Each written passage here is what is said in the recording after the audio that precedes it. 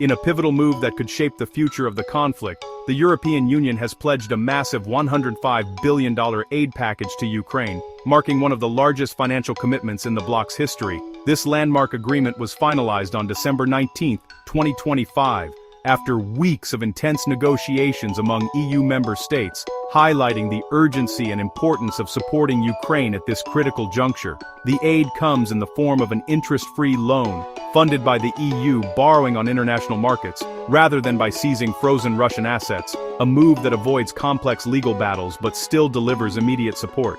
The funds are intended to stabilize Ukraine's struggling economy, keep essential government services running, and sustain its military operations through 2027. The package arrives at a time when U.S. aid to Ukraine has stalled in Congress, leaving Kyiv facing uncertainty and financial shortfalls. The EU's commitment provides desperately needed predictability and reassurance for Ukraine's leaders and citizens alike. With this new funding, President Zelensky's government, already stretched thin by the ongoing war, can now plan ahead for paying salaries, pensions, and repairing vital infrastructure damaged by conflict. This stability is crucial for maintaining morale and daily life in Ukraine.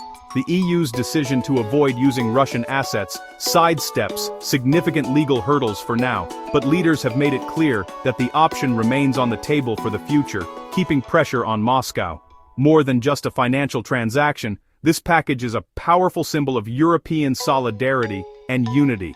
It sends a clear message to Moscow and the world. Europe stands firmly with Ukraine and is prepared to support it for as long as necessary. By strengthening Ukraine's negotiating position and providing tangible resources, the EU demonstrates its willingness to bear the cost of countering Russian aggression and defending European values.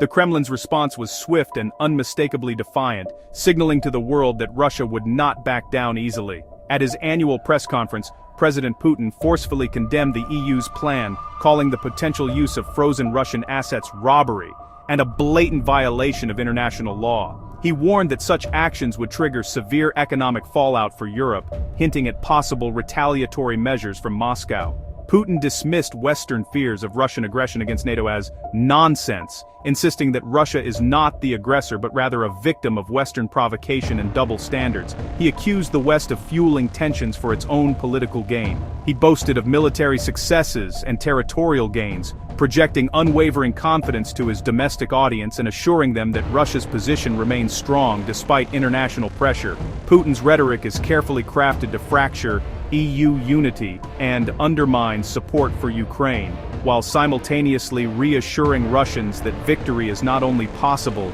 but imminent. He seeks to exploit divisions within Europe and sow doubt about the West's commitment.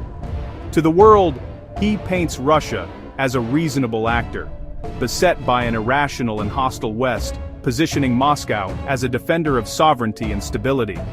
This performance is part of a broader Kremlin strategy: outlast Western resolve, shape the narrative at home and abroad, and ultimately win through a combination of military force and relentless information warfare. When it comes to peace, Putin's demands remain unchanged and uncompromising. He insists Ukraine withdraw from Donetsk and Luhansk, abandon NATO ambitions, and recognize all occupied regions, including Crimea, as Russian. These terms would force Ukraine to surrender sovereignty and legitimize Russia's territorial gains. Putin also demands limits on Ukraine's military and official status for the Russian language, leaving no room for real negotiation. By presenting these as prerequisites, he shifts blame for continued fighting onto Ukraine in the West, hoping to divide their coalition. Hints at secret talks with the US add ambiguity, suggesting a possible separate peace track. For Kyiv, these conditions are a non-starter. Russia's goal remains Ukraine's subjugation. U.S. diplomacy is currently defined by a striking split between the Trump administration's public optimism and the more cautious, even skeptical warnings coming from its own intelligence community. This divide is shaping not only policy, but also the perception of America's role in the ongoing conflict. Trump's peace team, led by Jared Kushner, is aggressively promoting a 20-point plan and direct talks with Russia, insisting that President Putin is genuinely interested in a peaceful resolution. The administration's envoys are traveling between capitals, trying to build momentum for their vision of a negotiated settlement. However, U.S. intelligence agencies remain unconvinced. Their assessments continue to warn that Putin's ambitions have not shifted.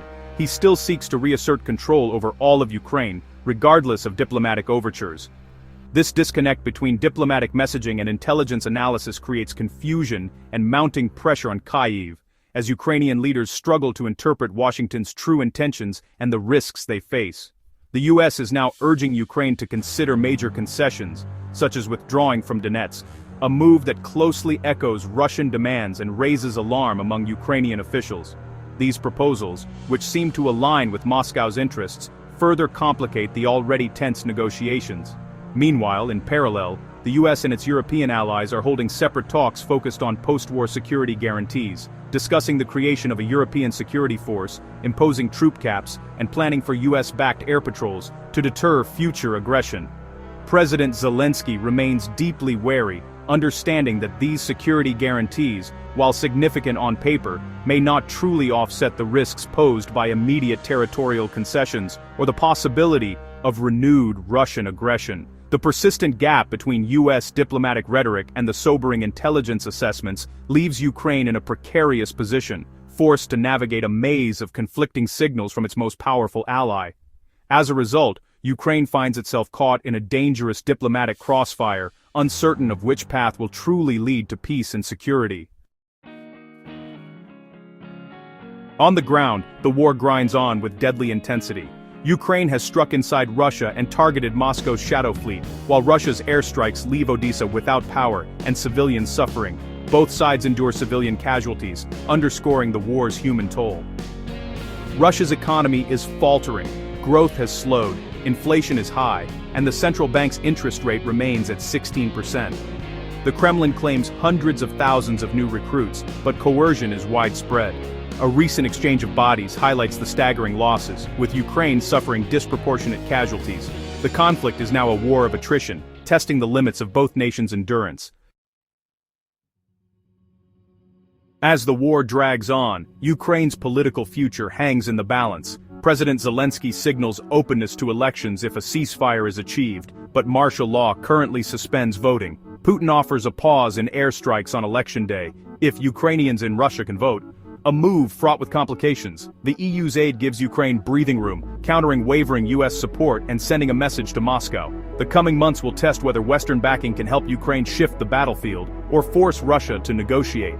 If Western resolve falters, pressure on Kyiv to accept painful concessions will mount. December 2025 sets the stage for a new phase, a contest of endurance, diplomacy, and Ukraine's determination to survive.